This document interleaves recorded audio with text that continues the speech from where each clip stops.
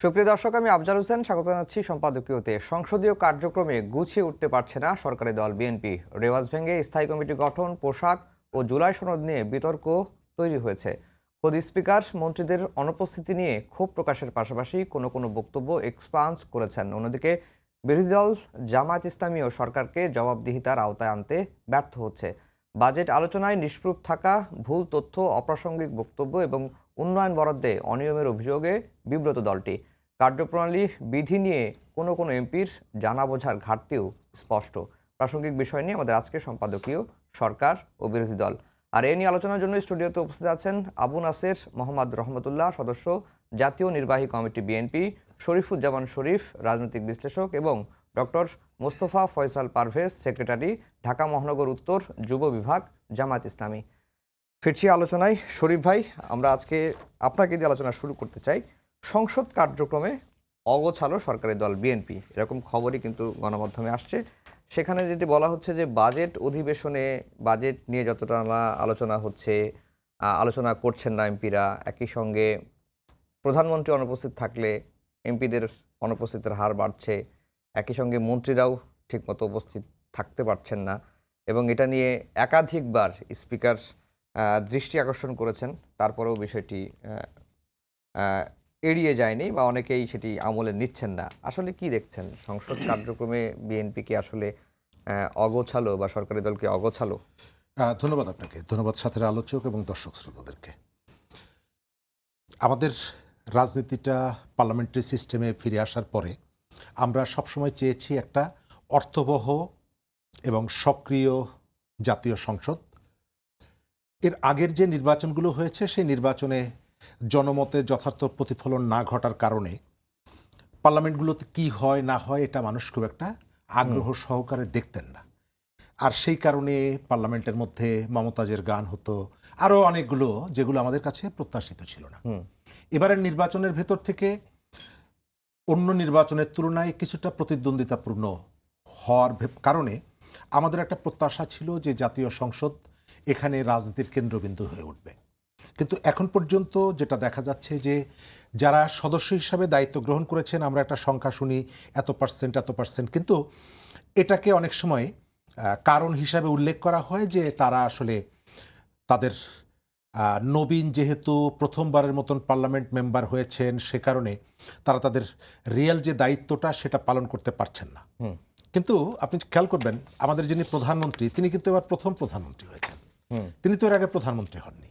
যিনি বিরোধী দলের নেতা তিনিও কিন্তু এবার প্রথমবারের মতন পার্লামেন্টে এসেছেন এবং বিরোধী দলের নেতা হয়েছেন। সুতরাং প্রথম অথবা শেষ, এটা কে কয়বার এমপি হয়েছেন, হয়ে পার্লামেন্টে এসেছেন, এটা খুব একটা ইম্পর্টেন্ট না। ইম্পর্টেন্টটা হচ্ছে যে আপনি পার্লামেন্টে আপনার যে রোলটা, এটাকে আপনি কিভাবে গুরুত্ব দিচ্ছেন আপনার কাছে। যারা দক্ষতার সাথে পার্লামেন্টে ভূমিকা রাখছেন তারাও কিন্তু নিজের উদ্যোগে, এটি তারা কাউকে আপনি কোনো কোচিং সেন্টারে ভর্তি করে বা টিউটর রেখে তারা দক্ষ হয়ে ওঠেননি। যারা পার্লামেন্টে ভূমিকা রাখছেন, কথা বলছেন, তারা নিজের যোগ্যতা দিয়ে কখনো কখনো দলের সহায়তায় ভূমিকা রাখার চেষ্টা করছেন। কিন্তু এবার যেটা দেখা যাচ্ছে যে বিপুল সংখ্যক সদস্য, আমরা মমতাজের একজন, দুজন, তিনজনের নাম বলতে পারি, কিন্তু এবার দেখা যাচ্ছে যে বিপুল সংখ্যক সদস্য নবীন হওয়ার পরেও তাদের কাছ থেকে যে এক্সপেকটেশন ছিল, যে প্রত্যাশাটা ছিল, সেই প্রত্যাশা তারা পূরণ করতে পারছেন না। কয়েকদিন আগে আমি দেখলাম যে স্পিকার মহোদয় তিনি এক সংসদ সদস্যকে, উনি পেশায় আইনজীবী, ব্যারিস্টার, বিদেশে পড়াশোনা করেছেন, তো তাকে সময় বাড়িয়ে দিলেন। তার যে নির্ধারিত সময় ছিল তার থেকে 4-5 মিনিট বাড়িয়ে দিলেন, কিন্তু তিনি বলছেন যে আর প্রয়োজন নেই। এবং এটি দেখার পর পাশে আমি আইনমন্ত্রীর, ওটি ভিডিওটা আমার কাছে আছে, তিনি একটু খোঁচা দিয়ে বললেন যে মাননীয় স্পিকার উনি যেটুকু লিখে এনেছিলেন সেটি পড়া শেষ হয়ে গেছে। তা অর্থ হচ্ছে যে এইখানে আপনি একজন পলিটিশিয়ান হিসেবে কেবলমাত্র আপনার সংসদীয় রীতিনীতি, আপনার সংবিধান, এই বিষয়গুলোর পাশাপাশি আপনার কতগুলো সিভিক সেন্সও থাকতে হবে। কোন বিষয় আপনি কার কাছে উপস্থাপন করবেন। দেখছি থানা চাইছেন কিন্তু বলছেন প্রাণী সম্পদ মন্ত্রীর কাছে। আর এটি হচ্ছে বিরোধী দলের জায়গাটা, তাদের বিপুল সংখ্যক সদস্য, আমরা তাদেরকে রাজনীতিতে, প্রান্তিক রাজনীতিতে তারা জনপ্রিয়, গ্রহণযোগ্যতা আছে, কিন্তু সংসদীয় রাজনীতিকে যেখানে কন্ট্রিবিউট করার সুযোগটা আছে সেই কন্ট্রিবিউশনটা তাদের নেই। জি। সরকারি দল রহমতুল্লাহ তারা ভাই। কথা বলার চেষ্টা করছেন যে প্রধানমন্ত্রীকে উপলক্ষ করে, এবং আপনি খেয়াল করে দেখবেন যে আমাদের পুরনো কালচারের মধ্যে একটা কালচার যেটি প্রধানমন্ত্রী নিজেও চাইছেন না, বিব্রত বোধ করছেন, কিন্তু শুরুটা করা হচ্ছে এক ধরনের তাকে তুষ্ট করার একটা প্রবণতা আছে, এবং এমপিরা দাঁড়িয়ে বলছেন প্রধানমন্ত্রীর উপস্থিতি যখন ছিল তখন আমাকে বলতে দিলেন না কেন। জি, আপনার কাছে আবার আসবো। রহমতুল্লাহ ভাই, জাতীয় সংসদ রাজনীতির কেন্দ্রবিন্দু হোক, এটি সবাই চেয়েছিল। গণঅভ্যুত্থানের পরে এই প্রত্যাশাটা আরও বেশি ছিল, কিন্তু সেটি হলো কি আসলেই? দেখলাম যে জাতীয় সংসদেই রাজনীতির সকল বিষয় সংকট সমাধান হওয়ার কথা, কিন্তু জাতীয় সংসদের না হওয়ার কারণে বিরোধী দল রাজপথে আবার ফিরতে বাধ্য হলো। ধন্যবাদ আপনাকে। আপনার মাধ্যমে দর্শক শ্রোতা মণ্ডলী এবং দুজন সহ আলোচক তাদেরকে শুভেচ্ছা। আসলে আমাদের রাজনীতিতে এবং দেশে কিছু চমকপ্রদ কথা আছে। হুম। তার মধ্যে একটা হচ্ছে কার্যকর সংসদ দেখতে চাই, হুম। অংশগ্রহণমূলক নির্বাচন দেখতে চাই, এই জাতীয় কিছু কথা আছে। তার মধ্যে একটা হচ্ছে সংসদকে প্রাণবন্ত দেখতে চাওয়া। এই যে আপনিও বলেছেন, ভাইও বলেছেন যে রাজনীতির কেন্দ্রবিন্দু সংসদ। রাজনীতির কেন্দ্রবিন্দু সংসদ যেভাবে হওয়ার কথা ছিল, আমার মনে হয় যে স্বাধীনতার পরবর্তী বাংলাদেশের কোনো সংসদই সেরকমটা কখনো অর্জন করতে পারে নাই। হুম। এটা আপনি বলতে পারেন আমাদের দুর্ভাগ্য, বলতে পারেন এটাই আমাদের রেওয়াজ। কারণ আমাদের মূল বিষয়টা হচ্ছে যে বিরোধিতার অর্থে বিরোধী দল বিরোধিতা করে, আর সরকারি দল তাদের সব কিছু বজায় রাখার জন্য সরকারি দলের প্রশংসা, সরকারি দলের কর্ম পরিকল্পনা এগুলি নিয়ে পঞ্চমুখ থাকে। এই যে কথা প্রসঙ্গে আসলো যে প্রধানমন্ত্রী চান না, কিন্তু তারপরেও 5 মিনিটের মধ্যে 1 মিনিট 2 মিনিট প্রধানমন্ত্রীকে তেল মারতে হবে। হুম। ওই যে যেই মন্ত্রীর কাছে যেটা চাওয়া যায় না সেই মন্ত্রীর কাছে সেটা চাওয়া, এটাকে আমি যে ইচ্ছাকৃতভাবে এই পার্লামেন্টে হচ্ছে আমি সেটা মানতে রাজি না। শরীফ ভাই যেটা উদাহরণ দিলেন যে প্রথম পার্লামেন্টে গিয়েছেন, কিন্তু তাদের বক্তব্য, কথাবার্তা, আচার আচরণ মনে হয় না যে তারা প্রথম। এটার বাইরেও কিন্তু রাজনৈতিক অভিজ্ঞতার একটা বিষয় আছে। প্রধানমন্ত্রী এবং সংসদ নেতা, সংসদের বিরোধী দলের নেতা বা আরও 2, 4, 5 জন 10 জন যারা আছেন, তারা তাদের সমস্ত অভিজ্ঞতার আলোকেই তাদের ভূমিকাগুলো পালন করেন। যারা নবীন তারা নবীনই। নবীনদের মধ্যেও কেউ কেউ করছেন না তা না, আমি বলবো যেমন ডেপুটি স্পিকার নবীন, বাট তার সঞ্চালনা দেখে কিন্তু সব বাইরের মানুষ ভিতরের মানুষ সকলেই কিন্তু মুগ্ধ। এরকম তো কিছু আছেই, কিন্তু মূল প্রেক্ষাপটটা ওইটা আমাকে মানতেই হবে যে সংসদকে প্রাণবন্ত করার জন্য এই সংসদে কিন্তু সেই রকম ওই মাপের যে সদস্য যারা বিজ্ঞ পার্লামেন্টারিয়ান, বর্ষিয়ান পার্লামেন্টারিয়ান হিসেবে আমাদের মাঝে পরিচিত, তাদের মধ্যে অনেকে মৃত্যুবরণ করেছেন, আবার অনেকে অনুপস্থিত আছেন। সংসদকে প্রাণবন্ত করার জন্য ওই ধরনের পার্লামেন্টারিয়ানের খুব বেশি প্রয়োজন। এরপরে থার্ড যে বিষয়টা আপনি যেটা বোঝাতে চাচ্ছেন বা যেটা বাস্তব সত্য, সেটা হচ্ছে সংসদে অহেতুক কিছু বিষয় নিয়ে সময় ক্ষেপণ করা হচ্ছে, অহেতুক কিছু আলোচনা হচ্ছে যেগুলো দেশের সাধারণ মানুষও পছন্দ করে না, বা সংসদ সদস্যদের লেভেল থেকে এই জিনিসগুলো আসুক এটা প্রত্যাশাযোগ্য না। এটা আমার মনে হয় পরিপূর্ণ অনভিজ্ঞতার কারণে, এবং ওই যে কিছু বিষয় আছে যে যারা বিরোধী দল তাদেরকে বিরোধিতা করতেই হবে, কোনো না কোনো ইস্যুতে বিরোধিতা করাই তার একমাত্র লক্ষ্য, টার্গেট, অথবা সরকারি দলে থেকে সরকারের কিছু প্রশংসা জোর করে করতেই হবে বা প্রধানমন্ত্রীকে একটু প্রশংসা করতেই হবে, এই মানসিকতা থেকে ওইটুকুন হচ্ছে। কিন্তু মেইন সমস্যাটা হচ্ছে অভিজ্ঞতার কিছু সংকট আছে। আমার মনে হয় যে এটা সেকেন্ড অধিবেশন, এটা আস্তে আস্তে আমার মনে হয় যে কাটিয়ে ওঠা সম্ভব হবে।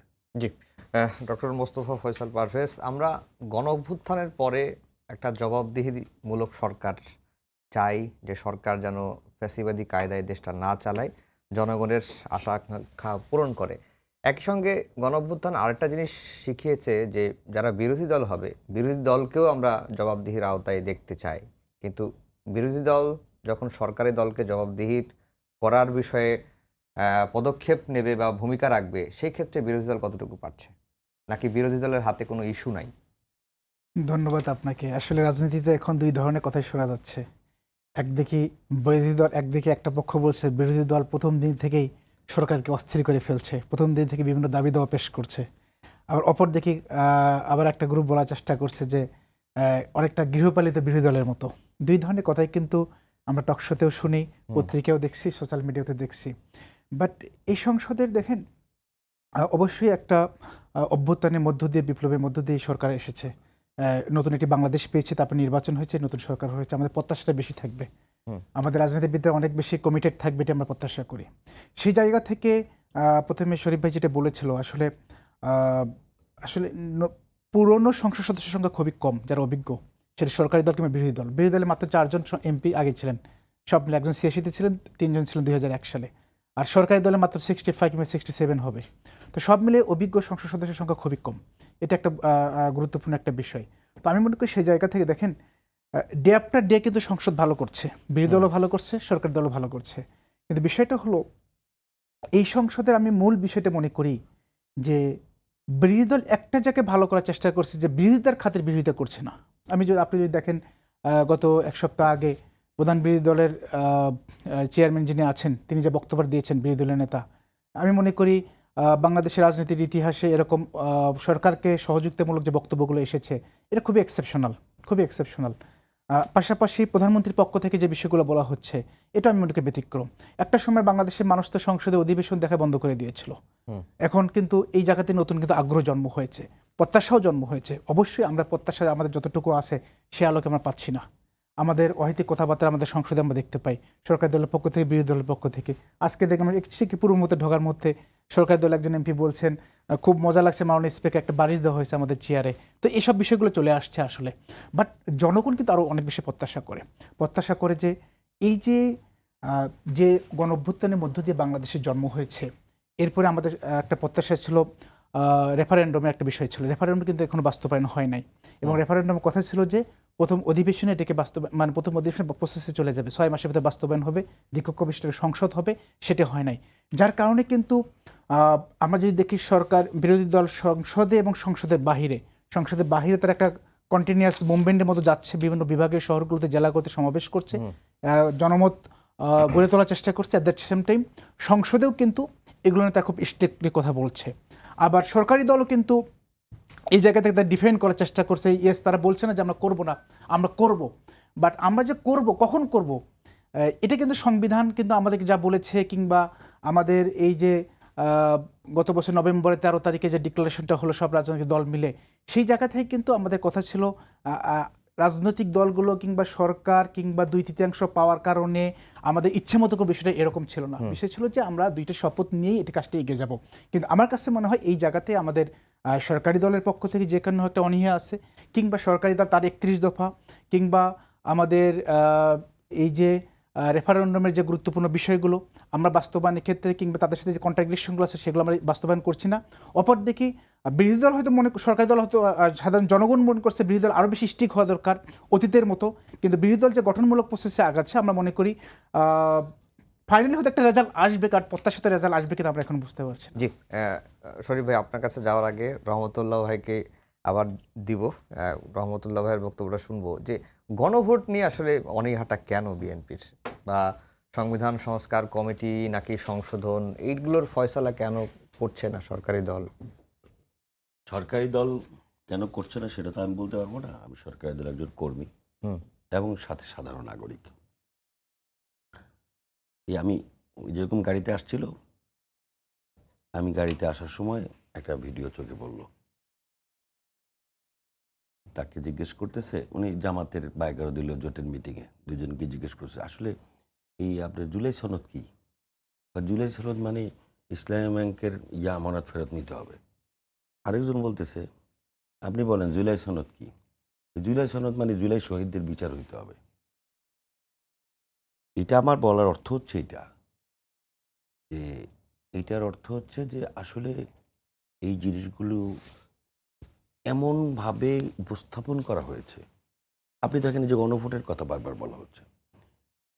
এই গণভোটের যে 4টা বক্তব্য ছিল, এই কথাগুলো আমরা আগেও বলেছি। 4টার মধ্যে যদি আমি একটার মধ্যে যদি দ্বিমত পোষণ করি, সেই ঘরটা কোথায় ছিল? নাকি আমি বাধ্য, ওই 4টা ইস্যু লেখা হয়েছে, 4টাতে আমাকে হয় একসাথে হ্যাঁ বলতে হবে, একসাথে না বলতে হবে। এই জিনিসগুলো খুবই ঝামেলার ছিল। এক, তারপরেও তো আপনারা হ্যাঁ ভোটের পক্ষেই। ওই যে সালাউদ্দিন সাহেবের ভাষায় বলতে হবে, কারণ ওই যে একটা মহল, যেই মহলটা 5ই আগস্টের ছাত্র গণ অভ্যুত্থানের পরে তাদের টার্গেটে ছিল যে কোনো ইস্যু নিয়ে আসা, প্রলম্বিত করা, নির্বাচনটাকে পিছানো। ওই যে 5 বছর, মিনিমাম 5 বছর, বারবার কিন্তু তারা ঘুরে পেঁচে একটা কথা বলে। এটা 28 সালে নির্বাচন হওয়ার কথা ছিল। 28 সালে নির্বাচন হওয়ার কথা ছিল তো আওয়ামী লীগের হাসিনার। সেটার সাথে ছাত্র গণ অভ্যুত্থান যারা করেছে, যারা ফ্যাসিবাদ বিরোধী শক্তি, তাদের সঙ্গে কোনো মানে সম্পর্ক নেই। তাহলে আমরা বারবার ঘুরে পেঁচে ওই কথা বলি কেন? 28 সালে নির্বাচনের কথা ছিল। এখন টার্গেট ছিল যে 28 সাল পর্যন্ত ইউনূস সরকারকে নিয়ে যাওয়া। ইউনূস সরকার নিয়ে গেলে কি হইতো?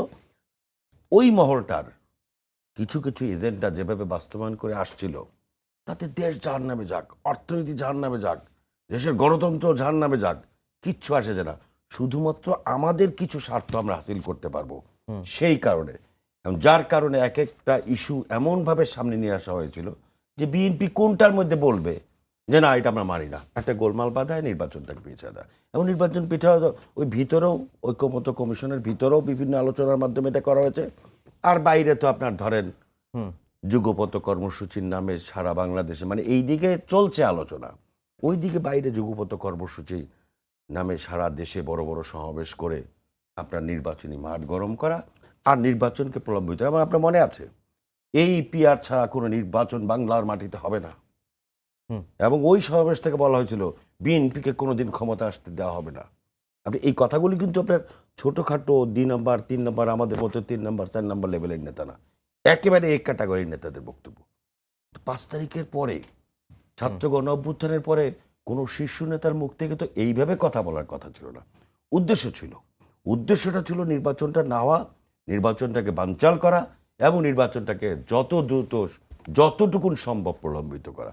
এবং এই যে আপনার ওই ভদ্রলোকের আলী রিয়াজের যে কমিশন, এই কমিশনে আলোচনাগুলি এমনভাবে মানে সময় ক্ষেপণ করা ছিল, ভাই 9 মাস তো লাগার কথা ছিল না। আপনি ছাত্র গণ অভ্যুত্থান সফল হওয়ার পরে একটা ইন্টেরিয়াম গভর্নমেন্ট হয়েছে। একটা ইন্টেরিয়াম গভর্নমেন্ট 3 মাসের মধ্যে, সর্বোচ্চ 3 মাসের মধ্যে একটি সুষ্ঠু নিরপেক্ষ নির্বাচন করবে। নির্বাচনের সময় রাজনৈতিক দলগুলো জাতির সামনে বলবে যে আমি এইভাবে করতে চাই। জুলাই গণ অভ্যুত্থান বলেন, আগামীর বাংলাদেশ বলেন, আগামীর গণতন্ত্র বলেন, আগামীর অর্থনীতি বলেন, জাতির কাছে প্রকাশ করবে যে আমরা এইভাবে করতে চাই। জনগণ যাকে পছন্দ করে, জনগণ যাকে বিশ্বাস করে, জনগণ যার প্রতি আস্থা রাখে, তারা নির্বাচিত হবে, তাদেরকে জনগণ ভোট দেবে। আমার আলী রিয়াজ সাহেব 12 মাসের মধ্যে মানে 11 মাস যিনি দেশের বাইরে থাকেন, তার 14 গোষ্ঠীর মধ্যে কোনো জায়গায় একটা মামলা কোনোদিন খেয়েছে এই 17 বছরের মধ্যে? তার 14 পুরুষের মধ্যে কোনো একজন ভদ্রলোক কোনোদিন গ্রেফতার হয়েছে? উনি কি বুঝবেন ফ্যাসিবাদের যে থাবা, ফ্যাসিবাদের যে আক্রমণ, সেই আক্রমণের ব্যথা তিনি কীভাবে বুঝবেন? আপনার যারা ওই 5 তারিখের পরে যারা আপনার একদিকে আলোচনা আর একদিকে সারা দেশ কাঁপায় উঠল, এই ভদ্রলোকেরা 14 সালের 5ই জানুয়ারির যে নির্বাচন হলো, একতরফা নির্বাচন, সেই নির্বাচনের পর থেকে তারা একটা বড় কোনো কর্মসূচিতে অংশগ্রহণ করে না, একটি রাজনৈতিক দল না। আমি আপনাকে চ্যালেঞ্জ দিয়ে বললাম, হ্যাঁ করেছে। কি করেছে? ওই রামপুরা বাজারে একটা ব্যানার খুলেছে, 5 মিনিট একটা মিছিল হয়েছে, তাদের পেজে ছাড়া হয়েছে, বা শেষ। অথবা বাড্ডা অথবা উত্তরায়। কিন্তু যুগপথ আন্দোলনের আহ্বান কিন্তু বিএনপির পক্ষ থেকে ছিল। আরও কিছু রাজনৈতিক দল বিএনপির সঙ্গে যুগপথ আন্দোলন করেছে। বিএনপি সারা বিভাগে প্রচণ্ড বাধা, সমস্যা, সমস্ত কিছু করে দিনে রাতে মানে লোকজন মাঠ পাহারা দিয়ে তারপরে একটা সমাবেশ সফল করেছে, গ্রেপ্তার, জুলুম, নির্যাতনের মুখে দাঁড়িয়ে। কিন্তু সেই দিন বিএনপির পাশে তারা কিন্তু যুগপৎ কর্মসূচি পালন করতে চান নাই, আসেন নাই। যুগপৎ কর্মসূচি আপনি কখন পালন করেন? কি এর জন্য? পিয়ারের জন্য। যুগপৎ কর্মসূচি আপনি পালন করলেন কি জন্য? গণভোটের জন্য। যুগপৎ কর্মসূচি আপনি পালন করলেন কি জন্য? যে এই বিভিন্ন দাবিতে। তো সেই যুগপৎ কর্মসূচি তারা যদি ওই সময় ফ্যাসিবাদ বিরোধী আন্দোলনে বিএনপির সঙ্গে থাকতেন, তাহলে ফ্যাসিবাদ এতদিন পর্যন্ত দীর্ঘায়িত হতো না। জি, শরীফ ভাই, মোস্তফা ফয়সাল ভাই যেটি বলছিলেন যে আসলে বিরোধী দলকে দুইভাবে মূল্যায়ন করা হয় বা তিনি শুনেছেন, কেউ কেউ বলেন যে বিরোধী দল দেশকে অস্থিতিশীল করার চেষ্টা করছে, আবার কেউ কেউ বলেন যে বিরোধী দল গৃহপালিত বিরোধী দলের ভূমিকা পালন করছে। আসল আর আপনার পর্যবেক্ষণটা কি? আরেকটা জিনিস হচ্ছে যে এই যে জুলাই জাতীয় সনদ, গণভোট এবং সংবিধান সংস্কার কমিটি না পরিষদ, এটার আসলে সমাধান কি হবে? ধন্যবাদ। দুটো প্রশ্ন। প্রথমত, বিরোধী দল আসলে বিরোধী দল হিসাবে যারা যায় তাদের দায়িত্বই হচ্ছে বিরোধিতা করবে।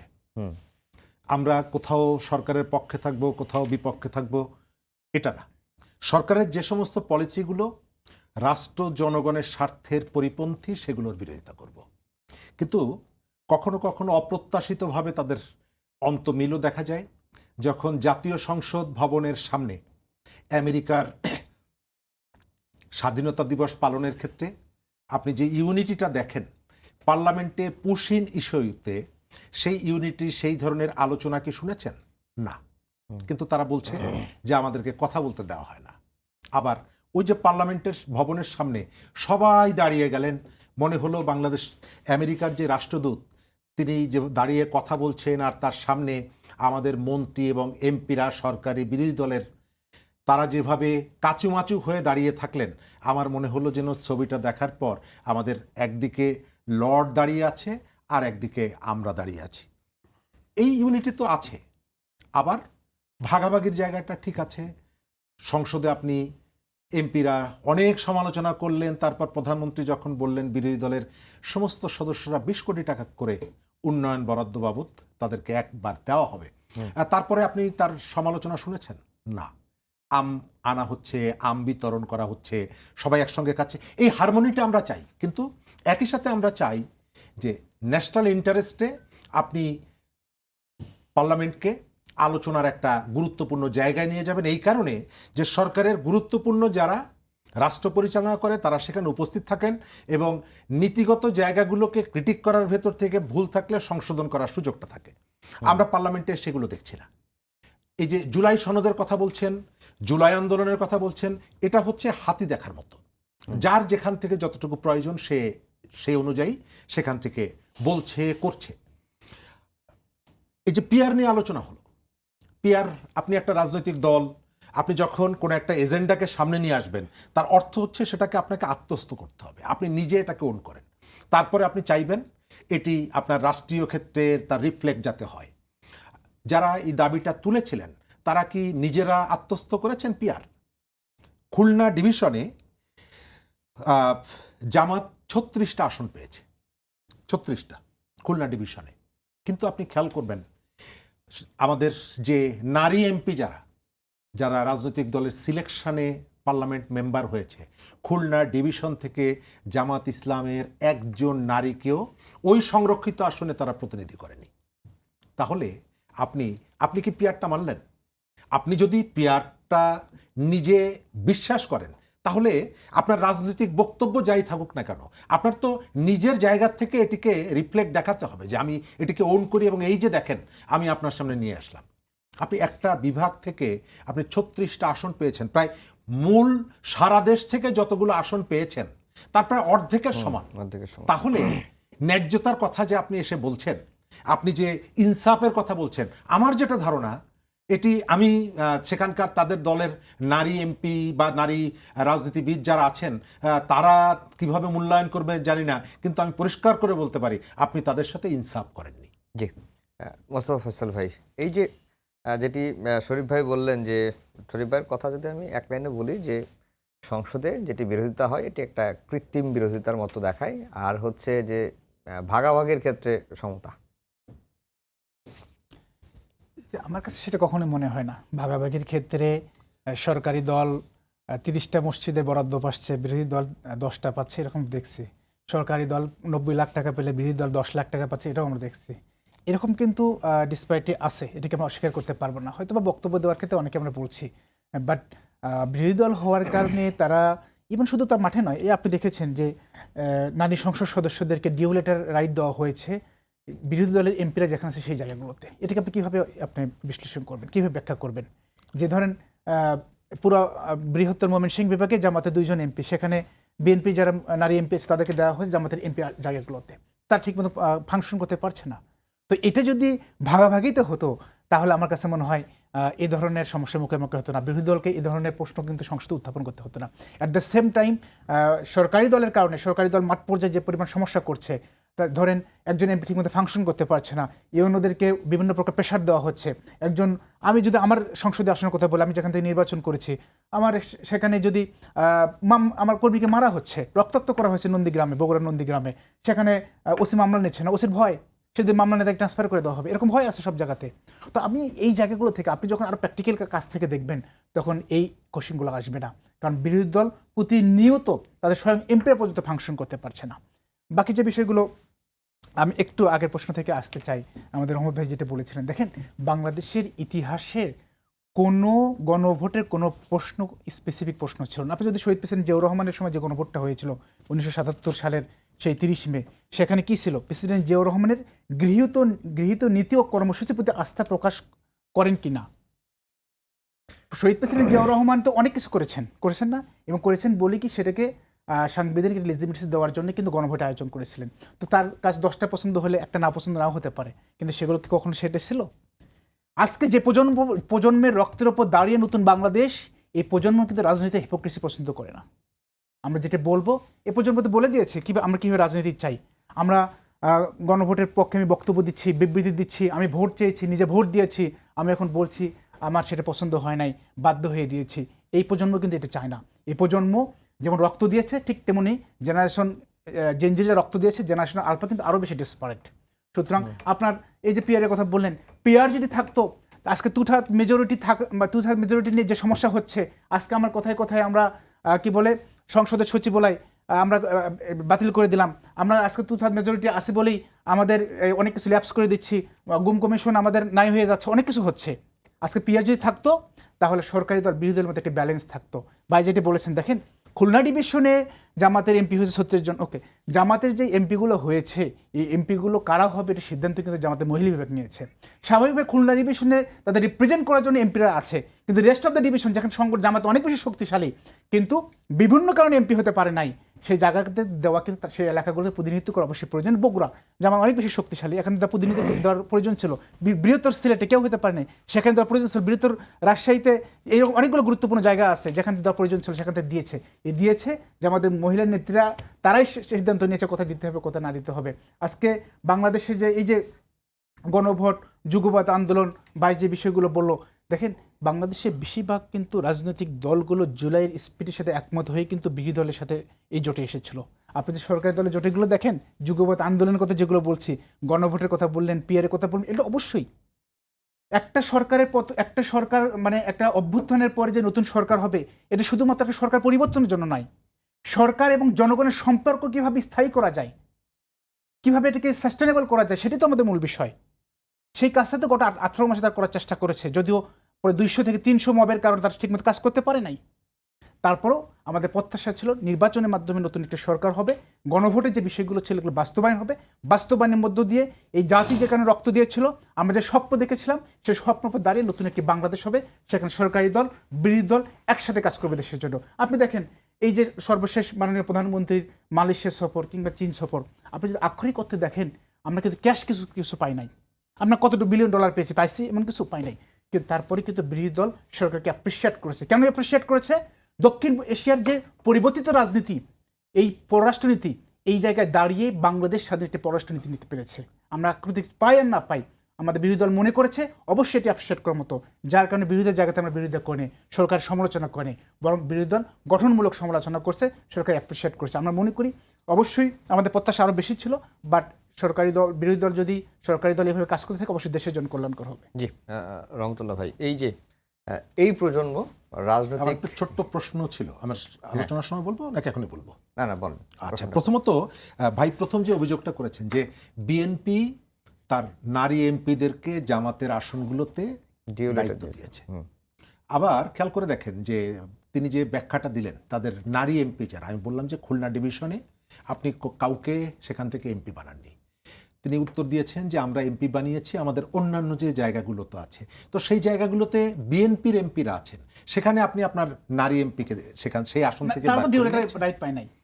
আমি ডিউলেটারটা বলছি না, আপনি বিএনপির পুরুষ এমপি যেখানে আছে আপনি সেখানে জামাত তার নারী এমপিদেরকে সেই আসনগুলোর থেকে নির্বাচিত করেছে, তাহলে বিএনপি যে কাজটা করেছে আপনি একই কাজ করলেন। জি রহমতুল্লাহ ভাই, এই প্রজন্ম রাজনৈতিক হিপোক্রেসি পছন্দ করে না। জুলাই সনদ বাস্তবায়ন প্রসঙ্গেই তিনি এই কথাটা বলেছেন। হ্যাঁ, কথা তো ঠিক, কিন্তু এই প্রজন্মের অনেক কিছুই তো পছন্দ করে না। এই প্রজন্ম যারা রাস্তায় বেরিয়ে এসেছিল তারা তো চেয়েছিল একটি সুষ্ঠু বাংলাদেশ দেখতে। হুম।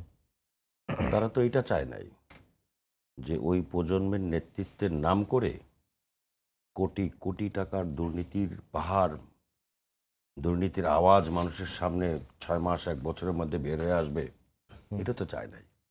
ওই প্রজন্মের সমন্বয়কারী পরিচয় দিয়ে তারপরে আরেক বাড়িতে চাঁদাবাজি করবে, সেখান থেকে গ্রেফতার হওয়ার পরে প্রজন্মের শীর্ষ নেতা, প্রজন্মকে ব্যবহার করে যারা শীর্ষ সমন্বয় পরিচয় দিয়েছেন, তারা থানার মধ্যে গিয়ে তারপরে টেবিল থাপড় দিয়ে ওসির সামনে তারপরে তাদের আসামিকে ছিনতাই করে নিয়ে আসবেন, এইটাও তো এই প্রজন্ম চায় না।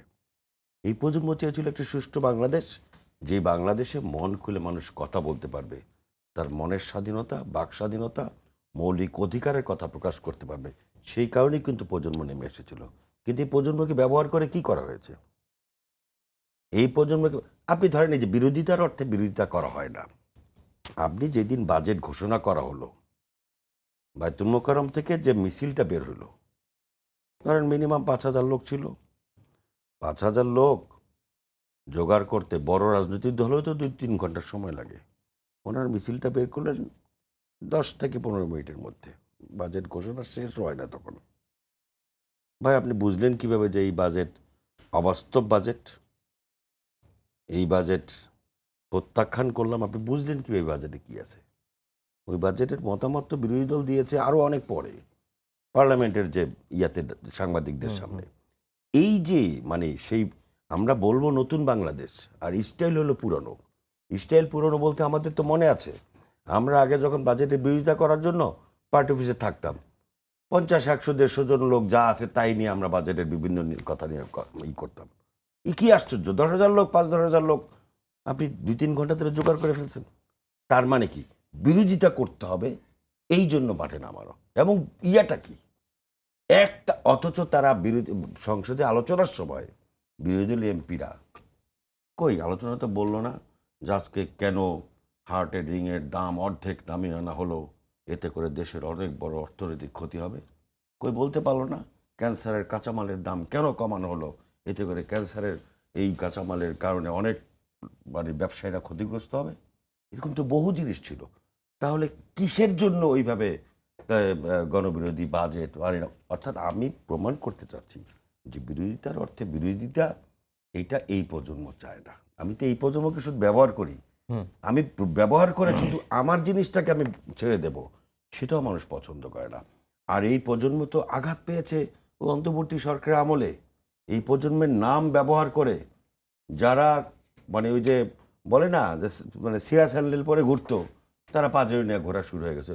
এটা কি এই প্রজন্মের প্রত্যাশা ছিল? ছিল না। তাহলে এই যে হাতি দেখার মতো কথাবার্তা যে আমরা বলি, এই কথাগুলো বলে আমাদের জিনিসগুলো আমরা পার পাইতে চাই। আপনি এই যে ধরেন এখন যেই কথাগুলি বলা হচ্ছে, এই গণভোট, জুলাই সনদ, আপনি জুলাই সনদের স্বাক্ষর, জুলাই সনদের যারা মূল এজেন্ডা দাবিদার তারা স্বাক্ষর করেছে কবে? তফসিলের কয়েকদিন আগে। তফসিলের না, নির্বাচনের কয়েকদিন আগে। তার মানে কি আপনি জুলাই সনদ যেদিন স্বাক্ষর হয় সেদিন আপনি কক্সবাজারে গেলেন আপনি আমোদ ফুর্তি করার জন্য, পিটার হাসের সহ। আশ্চর্য কথা। অথচ সেই জুলাই সনদের কথা মাননীয় প্রধানমন্ত্রী বলছেন যে আমরা যেই জুলাই সনদে স্বাক্ষর করেছি সেই জুলাই সনদের প্রতিটা শব্দ অক্ষর বাস্তবায়ন করা হবে। যদি বাস্তবায়ন না করে, উনি জাতির সামনে যে ওয়াদা দিয়েছেন সেই জনগণ তার বিচার করবে, সুযোগ তো আছে সামনে। জি শরীফ ভাই। একটু ইনক্লুড করতে চাই, দেখেন ভাই বাজেটের কথা বলেছেন, আগের বাজেটের চাইতে নতুন বাংলাদেশের বাজেটের পার্থক্য এই জায়গাতেই, আগে শুধু মিছিল হতো, কিন্তু এবার বাংলাদেশের ইতিহাসে প্রথম যেখানে বিরোধী দল সেখানে ছায়া বাজেট প্রণয়ন করেছে। আমরা না। কিছু অন্য বছর আগে কখনো না দেখেছি? না না, ছায়াবাজের বহুবার প্রণয়ন করেছে আপনি একটু- BNP। আপনি একটু আপনার check করে বয়সজনিত দেখবেন। কারণে মনে নাই। আপনি এনসিপি দেখেন, জামাত দেখেন, শেরাটনে ম্যাডাম খালেদা জিয়ার উপস্থিতিতে ছায়াবাজের প্রণয়ন এবং করা হয়েছে। এবং এই এটা বাজেটে আপনি দেখেন, ইয়ে করেন। আপনি এই বাজেটে দেখেন সরকারি দলের বাজেট বিরোধী দলের বাজেট কিন্তু বেসিক বড় কোনো পার্থক্য নাই, কিন্তু মূল জায়গাটা হলো ইমপ্লিমেন্টেশন প্রসেস নিয়ে কিন্তু এখানে আলোচনা করা জি হয়েছে। আপনার কাছে আবার আসবো। শরীফ ভাই, নতুন বাংলাদেশ বন্দোবস্তটা আসলে পুরনোই রয়ে গেল। রাইট, যথার্থই বলেছেন। ব্যর্থতার জায়গা যদি বলেন, আমি সবসময় ফোকাস করি এই জায়গাটা। নতুন বাংলাদেশে নতুন রাজনীতির যে উন্মোচিত হওয়ার কথা ছিল রুট, সেটি হয়নি। বাংলাদেশে ক্ষমতায় বিএনপি, প্রধান বিরোধী দল জামাত ইসলাম। তার অর্থ হচ্ছে আওয়ামী লীগকে বিদায় করার ভেতর থেকে, তাদের পালিয়ে যাওয়ার ভেতর থেকে যে সম্ভাবনাটা তৈরি করার কথা আপনি বলেছিলেন, সেই রাজনীতি আপনি তৈরি করতে পারেননি। কেন পারেননি? পারেননি এই কারণে যে আপনি খুব অল্প সময়ের মধ্যে আপনার রুট চেঞ্জ করেছেন, আপনার গতিপথ চেঞ্জ করেছেন। আপনি প্রথম দিন সরকার গঠন যেদিন হয়েছে সেদিনই গণ অভ্যুত্থানের আকাঙ্ক্ষার সাথে আপনি বিশ্বাসঘাতকতা করেছেন। আপনি ভাগ করে ফেলেছেন প্রাইভেট এবং পাবলিক বিশ্ববিদ্যালয়। আমাদের গণ অভ্যুত্থানের সময় যখন গতি হারাচ্ছিল, তখন প্রাইভেট বিশ্ববিদ্যালয়ের শিক্ষার্থীরা সেটাকে যখন নতুনভাবে একটা উদ্দীপনা তৈরি করলো, অথচ যখন সরকার গঠিত হলো, দুজন পাবলিক বিশ্ববিদ্যালয়ের প্রতিনিধি তারা মন্ত্রী হলেন, কিন্তু প্রাইভেট বিশ্ববিদ্যালয়ে কাউকে আপনি মনে রাখলেন না। Number one. নাম্বার টু হলো, এই গণ অভ্যুত্থানটা কেবলমাত্র নির্দিষ্ট একটা রাজনৈতিক মতাদর্শের একটা ফিলোসফির মানুষের ছিল না। এটা ধনী গরিব, শহর গ্রাম, ধর্ম বর্ণ নির্বিশেষে সবাই অংশগ্রহণ করেছিল। কিন্তু আপনি প্রথম টার্গেট করলেন, আপনি দেখানোর চেষ্টা করলেন যে এই গণ অভ্যুত্থানটা শুধুমাত্র ধর্ম অনুসারে একটা নির্দিষ্ট ধর্মের সীমিত সংখ্যক মানুষ অংশগ্রহণ করেছে। আপনি নারীকে রাস্তায় ডেকে তাকে ধরে কেন সে টিপ পড়ছে, এটি আপনি মোরাল পুলিশিং শুরু করলেন। আপনি কবি, সাহিত্যিক, সাংবাদিক, মাজার প্রত্যেকটা জায়গায় আক্রমণ শুরু করার ভেতর থেকে আপনি প্রমাণ করার চেষ্টা করলেন যে আমি হচ্ছে এটার মাতুব্বর, এটার মালিক আমি, আর তুমি হলো আমার এখানে। এবং এই ঘটনাগুলোর যারা প্রতিবাদ করেছে প্রত্যেকে আপনি ট্যাগ লাগিয়ে দিয়েছেন যে তুমি মাজার ভাঙ্গার বিপক্ষে, তার মানে হচ্ছে তুমি আওয়ামী লীগের লোক। তুমি নারীকে রাস্তায় হেনস্থা করার বিপক্ষে, তার মানে হচ্ছে তুমি আওয়ামী লীগের লোক। এর ভেতর থেকে এই যে গণ অভ্যুত্থানে নারীর যে অংশগ্রহণ, সেটিকে বিচ্ছিন্ন করা হয়েছে। আচ্ছা আপনি বলেন, 182 টাকা প্রতিদিন একজন চা শ্রমিক তার মজুরি, সেই চা শ্রমিক যখন ঢাকায় এলো, গণ অভ্যুত্থানে প্রায় 350 গরিব মানুষ, একেবারে গরিব মানুষ, তারা মৃত্যুবরণ করেছে। 182 টাকায় তার পেট চলে না। 170 টাকা একজন শিক্ষককে আপনি বাড়ি ভাড়া দেন, সেই শিক্ষক এতদিন কথা বলতে পারেনি। যখন গণ অভ্যুত্থানের পরে সে ঢাকায় এলো, আপনি বললেন তোমাকে ফ্যাসিস্টরা পাঠিয়েছে।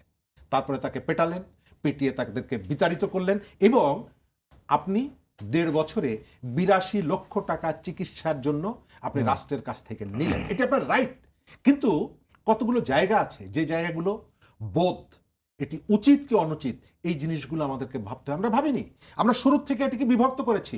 এবং আপনি খেয়াল করে দেখবেন, একজন গণ অভ্যুত্থানটা তো আসলে একদিনে গড়ে ওঠেনি।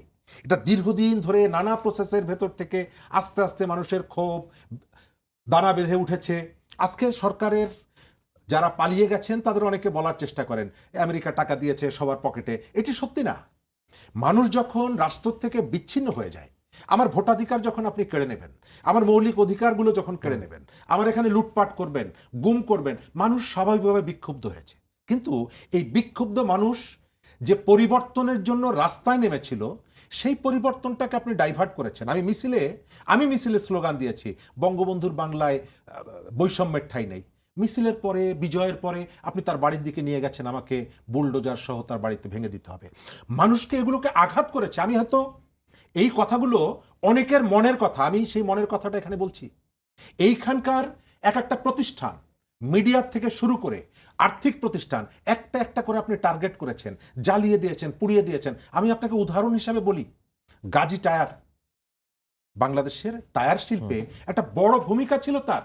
তার আগ পর্যন্ত এটি পুরোপুরি নির্ভরশীল ছিল ভারতের টাটার উপরে। গাজী টায়ার হওয়ার পরে 85% আমাদের নিট তারা সাপ্লাই দিত। সেই প্রতিষ্ঠানটাকে 15 দিন ধরে আপনি পুড়িয়ে ফেলেছেন। তার মালিক যদি অপরাধী হয় আপনি তাকে 70 বার ফাঁসি দেবেন, কিন্তু একটা শিল্প, একটা কারখানা আপনি কি পুড়িয়ে দিতে পারেন? যে কারখানাটির সামনে প্রায় 25,000 মানুষ সেখানে কাজ করত, 25,000 মানুষ মানে 25,000 পরিবার, তাদেরকে আপনি রাস্তায় বসিয়ে দিলেন। শুধু তাই না, সেই কারখানার ভেতরে কি হচ্ছে এটা দেখার জন্য 190 জন মানুষ ভেতরে ঢুকেছিল। যে কারণেই ঢুকুক না কেন, তাদের কেউ বের হয় নাই, সবাই ছাই হয়ে গেছে ভেতরে। এটি নিয়ে একবার তদন্ত পর্যন্ত আপনি করেন নাই। এই যে নিষ্ঠুরতা, এই যে বিভাজন, এই যে ঘৃণা, এগুলো মানুষকে আজকে আমরা যেটা বলার চেষ্টা করি যে এই গণঅভ্যুত্থান, এবং আপনি খেয়াল করবেন শহরের শিক্ষিত মানুষরা এটিকে দখল করেছে। গণঅভ্যুত্থান 5 আগস্টের পর এই গণঅভ্যুত্থানটা হয়ে গেছে ধানমন্ডি। এখানে কি 195 কি বললেন? তারা মানুষ ঢুকেছিল ফ্যাক্টরির মধ্যে কি হচ্ছে এটা দেখার জন্য। 195 থেকে 200 মানুষ, তারা কেউ সেখান থেকে আর বের হয়নি, পুড়ে তারা ছাই হয়ে গেছে, এবং সেটি তদন্ত পর্যন্ত হয়নি যে এই মানুষগুলো কোথায় গেল। মানে এটা আপনি আপনি নিজস্ব, আপনি পত্রিকা দেখেন, আচ্ছা আপনি পত্রিকা, নেট, হ্যাঁ আপনার ইসে আছে, এটি নিয়ে প্রচুর রিপোর্ট হয়েছে, প্রায় 200 মানুষ ফ্যাক্টরির ভিতরে, তাদের স্বজনরা এখন অপেক্ষা আছে যারা তোরা কোথায় গেছে, কবে ফিরবে। কিন্তু সরকারের যে দায়িত্বটা ছিল যে এই মানুষগুলোকে অন্তত খোঁজা, আমি সেটি বাদ দিলাম। এই ধরনের একটা প্রতিষ্ঠান চোখের সামনে, এই প্রতিষ্ঠানগুলো যারা তৈরি করেছে তারা বোঝে যে একটা প্রতিষ্ঠান তৈরি করতে কতটুকু পরিশ্রম করতে হয়, এবং শুধু একটা প্রতিষ্ঠান না তো, তার সাথে তো বিপুল সংখ্যক মানুষের রুটি রুজি জড়িত। একটা অভ্যুত্থান, একটা বিপ্লব কি কেবল ধ্বংস করার জন্য, আগুন দেওয়ার জন্য? আমরা এই কাজগুলোর ভেতর থেকে এটিকে ভাগ করে ফেলেছি। আমরা ঠিক করেছি জুলাই মানে হলো ঢাকা ক্লাবে বসে যারা কফি খেয়ে আলাপ করে, জুলাই অভ্যুত্থান মানে হলো ঢাকা বিশ্ববিদ্যালয় এজেন্ডা। কিন্তু গরিব মানুষের, স্বল্প আয়ের মানুষের, একজন বেকার শিক্ষার্থীর, আমার মিছিলটা শুরু হয়েছিল কি দিয়ে? বৈষম্যের বিরুদ্ধে। গত 1.5 বছর 2 বছরে শিক্ষার ক্ষেত্রে বৈষম্য, স্বাস্থ্যর ক্ষেত্রে বৈষম্য, কোনো আলোচনাকে আপনি ছাত্র নেতাদের মুখ থেকে একবারের জন্য শুনেছেন? জি শোনেন, আপনার কাছে আবার আসবো যদি সময় থাকে। ফয়সাল পারভেজ ভাই, এই প্রজন্ম আসলে আহত হয়েছে বলি বা পথ হারিয়েছে বা গণ অভ্যুত্থানটা আসলে বিফলে গেছে 5 আগস্টের পর থেকেই। দেখেন, দুনিয়ার ইতিহাসে যতগুলো অভ্যুত্থান হয়েছে, সব অভ্যুত্থানকে আসলে বিপ্লব বলাটা সহজে কঠিন, মানে অনেক বেশি কঠিন। আমাদের এটাকে অনেকে বিপ্লব বলেন, অনেকে অভ্যুত্থান বলে। আমি এখন বিপ্লব বলি না, আমি বলি অভ্যুত্থান। এটা তখনই বিপ্লব হবে যখন আমি এই অভ্যুত্থানের যে স্পিডগুলো ছিল, এই স্পিডগুলো যখন ইমপ্লিমেন্টেশন হবে, তখন আমি মনে করি সত্যিকার অর্থে বিপ্লব হবে। এটি তখনই বিপ্লব হবে যখন ছাত্র জনতা যে লক্ষণে রক্ত দিয়েছিল সেটি যখন বাস্তবায়ন হবে, তখন এটি বিপ্লব হবে। দেখেন, আপনি যদি ফ্রান্স রেভলিউশনের দিকে তাকান, এটি কিন্তু দীর্ঘ 10 বছর লেগেছে। এটি কি, যার কারণে কিন্তু আজকে মডার্ন হিসেবে আমাদের সামনে এসেছে। আপনি 47-এর কথা বলেন, একটা বড় পরিবর্তন হয়েছে। পরিবর্তন হওয়ার পর কিন্তু বাংলাদেশের 47-এর বিরুদ্ধে আমাদের কমিউনিস্টের ভাইরা কিন্তু আন্দোলন করেছে যে আমাদের আজাদি এখনো আসে নাই। আমরা 71-এর কিছুদিন পরে ভাদ্দায় হারামজাদা মানচিত্র রক্ষা বিধানের কথা এসেছে। ঠিক তেমনি আজকে 24-এর পরে কথা আসছে যে বেহাত বিপ্লব, এ ধরনের আলোচনাগুলো এসেছে। তো এটা স্বাভাবিক যে একটা বিপ্লব একদিন এটিকে ইমপ্লিমেন্ট হয় না, একদিন এটি মডেল হয় না। আমাদের যে স্বপ্ন ছিল, আমাদের যে প্রত্যাশা ছিল, এটি হয়তো বিভিন্ন কারণে আমাদের বাস্তবায়ন হয় নাই। যে এই যে দেখেন, এত রক্ত দিয়ে একটা গণ অভ্যুত্থান হলো, যে সরকার গঠিত হয়েছে, আমরা দেখেছি সেখানে এই স্পিডকে লালন করে না, জুলাইকে লালন করে না, এমন অনেক লোকজন উপদেষ্টা পরিষদে পর্যন্ত আসছে। কিংবা তাদের সময়ে অনেক চুক্তি হয়েছে যেটা অন্ধকারে থেকে চুক্তি হয়েছে। স্বাভাবিক এগুলো আমাদের আহত করে। কিন্তু আমরা যে কোনো নেতিবাচক কাজের অবশ্যই সমালোচনা করব, ইতিবাচক কাজে অবশ্যই প্রশংসা করব। এই যে দেখেন, আমাদের কিন্তু এত হতাশার মধ্যে আমরা দেখেছি অভ্যুত্থানের পরে কিভাবে বাংলাদেশের আজকে যারা বিরোধী দল অনেকে মিলে আমাদের সংখ্যালঘুদের তাদের মন্দিরগুলো পাহারা দিয়েছে। যেখানে হামলা করা হচ্ছিল, যে গোটা দুনিয়াতে দেখানোর চেষ্টা করা হচ্ছিল যে হিন্দুদেরকে মেরে কচুকাটা করা হয়েছে, তাদের সব কিছু ভাঙ্গা হচ্ছে। দিনের পর দিন আমরা দেখেছি তারা দীর্ঘ কয়েকদিন মাসকাল পর্যন্ত তারা পাহারা দিয়েছে।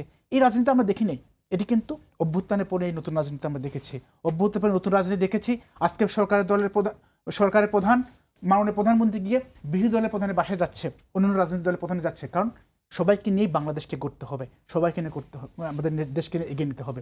আমরা যে দেশকে এগিয়ে নিতে চাই তাহলে আমাদের নেতিবাচক যার পিছিয়ে থেকে নয়, বরং আমরা বলি ইতিবাচক আর কি করা যায় আমাদের একসাথে সেগুলো করতে হবে। আমরা যদি করতে পারি তাহলে আমরা মনে করি জুলাইয়ের যে স্পিরিট, যে সম্ভাবনা আমরা দেখেছিলাম, যে আশা আমরা লালন করেছিলাম, সে বাংলাদেশ আমরা অবশ্যই তৈরি করতে পারবো। দেখেন আমাদের জুলাইয়ের প্রজন্ম বলতে শুধু এনসিপি নয়, জুলাইয়ের প্রজন্ম শুধুমাত্র এই কয়েকজন নয়। যদি হতো তাহলে তার বালেনদের মতো, তার নেপালের মতো তার ক্ষমতা কিন্তু আসতো।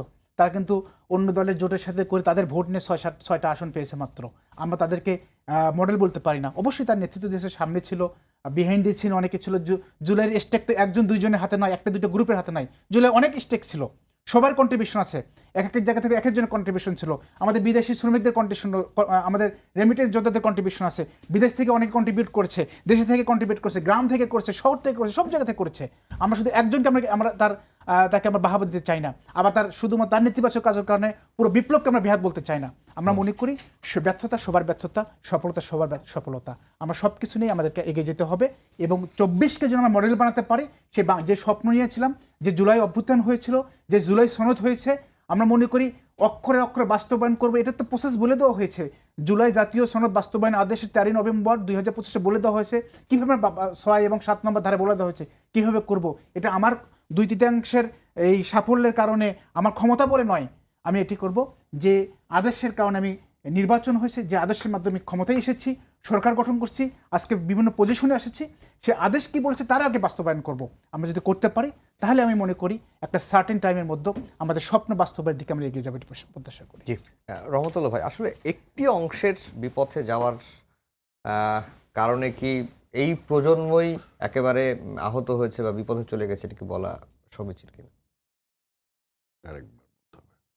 মানে যেটি আপনি এর আগের বার বললেন না, যে এই তরুণ প্রজন্ম আহত হয়েছে ইন্টারিম সরকারের সময়ে, যেটি মোস্তফা ফয়সাল এবং কিছু উদাহরণও দিলেন যে এরা এই করছে, চাঁদাবাজি করতে গিয়ে থানায় আটক হয়েছে, তাকে ছাড়াই নিয়ে আসছে, সেখান থেকেই তো তরুণ প্রজন্ম আহত হয়েছে। কিন্তু যেটি মোস্তফা ফয়সাল বলছিলেন যে শুধুমাত্র আপনি এনসিপির কয়েকজন বিপথে গেছে বা তাদের বিরুদ্ধে অভিযোগ উঠছে, সেটাকে ধরেই পুরো গণঅভ্যুত্থান বা পুরো যে বিপ্লবটা, যেটি তিনি বলছেন বা বেহাত বিপ্লবের কথা অনেকে বলছেন, সেটিকে কি বলা সমীচীন হবে? দেখুন, 1971 সালের মহান মুক্তিযুদ্ধ, ওই সময় আওয়ামী লীগ রাজনৈতিক নেতৃত্বে রাজনৈতিক দল হিসেবে আওয়ামী লীগ ছিল, কিন্তু মুক্তিযুদ্ধকে শুধু আওয়ামী লীগের লোকেরা করেছিল? মুক্তিযুদ্ধ তো এই দেশের আপামর সমস্ত মানুষ অংশগ্রহণ করেছিল, গুটি কয়েক দালাল ছাড়া। এই যে 24-এর গণ অভ্যুত্থান, ছাত্র গণ অভ্যুত্থান, এখানেও কিন্তু আপনার সকল মানুষ অংশগ্রহণ করেছিল। এখন আওয়ামী লীগের নেতারা কিন্তু এটাকে সবসময় কুক্ষিগত করার চেষ্টা করেছিল। মুক্তিযুদ্ধের একমাত্র সোল এজেন্ট তারা, মুক্তিযুদ্ধের চেতনা মানেই তারা, মুক্তিযুদ্ধের স্পিরিট মানেই তারা। কিন্তু সেই আওয়ামী লীগ মহান মুক্তিযুদ্ধের পরে 1972, 73, 74, 75-এর যে কর্মকাণ্ডগুলো করেছিল, সকল রাজনৈতিক দল বন্ধ করে দেওয়া, সকল গণমাধ্যম নিষিদ্ধ করে দেওয়া, লাল বাহিনী, রক্ষী বাহিনী দিয়ে মানুষকে হত্যা করা, এই যে বিভৎস পরিবেশের কথা আমরা জানি, 74-এর দুর্ভিক্ষ, যা কিছু আছে, এগুলো যদি কি মুক্তিযুদ্ধ ভুল ছিল? মুক্তিযুদ্ধের যারা সোল এজেন্ট দাবি করে, ওই মুক্তিযুদ্ধের চেতনাকে পুঁজি করে তারপরে যারা এই অপকর্মগুলো করেছিল, তারা কিন্তু ইতিহাসে ধিকৃত ব্যক্তি, এবং যার কারণে কিন্তু আওয়ামী লীগ 21 বছর ক্ষমতা আসতে পারেনি। আপনি দেখেন এই 24-এ তাদেরকে, এই যে যারা যারা এই অপকর্মগুলো করেছে, এই যে ধরেন উপদেষ্টার পিএসের নামে টাকা, উপদেষ্টাদের ঘড়ি জুতা নিয়ে কথাবার্তা, তাদের এলাকার বরাদ্দ জোর করে বরাদ্দ, মানে কয়েকটা এলাকার থেকে একটা এলাকায় বরাদ্দ বেশি, এই জিনিসগুলো বৈষম্যের বিরুদ্ধে আপনি আন্দোলন করে আসছেন তো, বৈষম্যের বিরুদ্ধে। তো এই যে কিছু কিছু লোক বলতে যারা পরিচিত ছিল, সিনের মধ্যে ছিল, তাদের মধ্য থেকে যখন এই অপকর্মগুলো মানে পরিস্ফুটিত হয়েছে, তখন কিন্তু সাধারণ মানুষ এবং এই প্রজন্ম এবং সাধারণ মানুষ অনেক খুব কষ্ট পেয়েছে যে ওদের জন্য, ওদের কথা বিশ্বাস করে আমরা এইভাবে রাস্তায় নেমেছি, বউ ছেলে মেয়ে সব সহ। তাহলে এটাই কি ছিল আমাদের নতুন বাংলাদেশ? এটাই কি ছিল গণ অভ্যুত্থানের প্রত্যাশা? ওই জায়গাটাতে মানুষ কষ্ট পেয়েছে এবং এই প্রজন্ম কষ্ট পেয়েছে। আমিও মনে করি না যে সবাই এটার জন্য দায়ী। আবার আমরা কিছুই অর্জন করিনি, তাও আমার কাছে মনে হয় না। জুলাই আমাদেরকে অনেকগুলো জায়গায় পরিবর্তন জনগণ যে ক্ষমতার উৎস, ভোটের মধ্য দিয়ে সরকার পরিবর্তন, এটি আমরা ভুলে গিয়েছিলাম, ফেরত পেয়েছি। যেমন আজকে আলোচনাটা আমাদের তত্ত্বাবধায়ক সরকার ব্যবস্থায় ফেরত গিয়েছি, কিন্তু যতটুকু অর্থবহ পরিবর্তনটা উচিত ছিল, সম্ভব ছিল, সেই সম্ভাবনাটা আমরা কয়েকটা দল এবং একটা গোষ্ঠীর তাদের কতগুলো সংকীর্ণ রাজনৈতিক দৃষ্টিভঙ্গির কারণে আমরা করতে পারিনি, এবং তারা এমন একটা জায়গায় নিয়ে গেছে। একটা গণ অভ্যুত্থানে নানা ধরনের পক্ষ বিপক্ষ শক্তি থাকে। আপনি সমালোচনা, ভাই যেটি বললেন যথার্থ, ফরাসি বিপ্লব, রুশ বিপ্লব, তার অনেক ক্রিটিক আছে, সমালোচনা করা যায়, কিন্তু আপনি খেয়াল করে দেখবেন এখানে জুলাই নিয়ে আমি আপনার অপছন্দের একটা কথা বললেও যেন আমি ধর্মের অবমাননা করে ফেললাম। জি জুলাইটাকে এরা ধর্মের জায়গায় নিয়ে গেছে। জি পারভেজ ভাই। জি, আসলে ব্যক্তি ভালো হলে তো আসলে দেশ ভালো হবে না, প্রধানমন্ত্রী ভালো হলে দেশ ভালো হবে না। আমাদেরকে রাষ্ট্র পরিচালনার যে ইনস্টিটিউশনগুলো আছে এগুলোকে আমি ভালো করতে হবে।